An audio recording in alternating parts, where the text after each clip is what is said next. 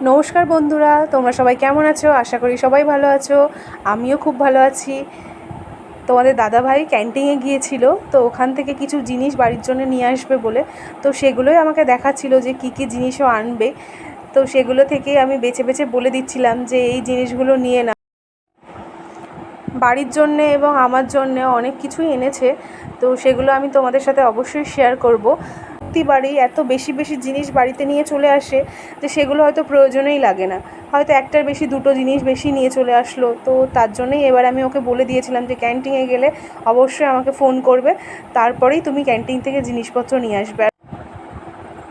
প্রতিবারই বাড়ি আসার সময় ও কিছু না কিছু নিয়ে আসে, তো সেগুলো আমি কোনোদিনই তোমাদের সাথে শেয়ার করিনি। তার কারণ আমি ভিডিও বানাতে খুব একটা বেশি অভ্যস্ত ছিলাম না। আগে যখন করোনার সময় তখন বাড়িতে বসে থাকতাম, তখন ভিডিও বানাতাম। এখন একটু কাজের চাপের মধ্যে থাকি বলে ভিডিও বানাতেও ভালো লাগে না।